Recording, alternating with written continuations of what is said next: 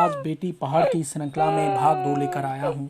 मेरा प्रयास केवल इतना ही है कि बेटी बचाओ बेटी पढ़ाओ अभियान के अंतर्गत अपना भी कुछ योगदान दे सकूँ, जिसको कविता रूप में लिखने का प्रयास कर रहा हूँ। कविता में जो नाम प्रयोग किए गए हैं वह सिर्फ काल्पनिक हैं, इनका वास्तविकता से कोई संबंध नहीं है।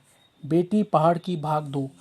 माँ, तुझसे एक सवाल करूं? तुम कितनी खुश थी जब मैं तेरी कोख में थी। तू सोते हुए खूब कहानी सुनाती थी मुझे।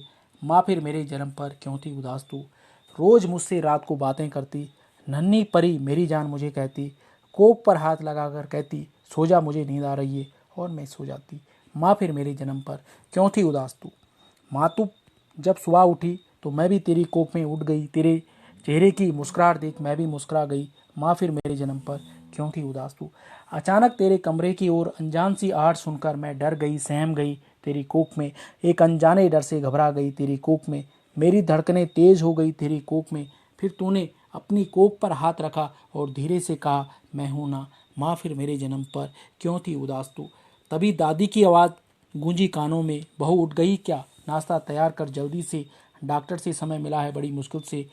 मैं नहीं चाहती पोती हो इस बार भी, मैंने कह दिया है भीष्म से, अगर हो पोती तो पैसा देकर गर्भपात करवा दे उसका। मुझे पोती नहीं पोता चाहिए, स्कूल में चिराग चाहिए। माँ, दादी के इस बात सुनकर तू डरी सहमी थी। मेरी तो जैसे जान ही निकल गई थी तेरी कोख में दादी के इस संवाद पर। माँ, फिर मेरे जन्म पर क्यों थी उदास तू? पापा और तुझे जाते देख डॉक्टर पर मैं डरी सहमी घबराई थी।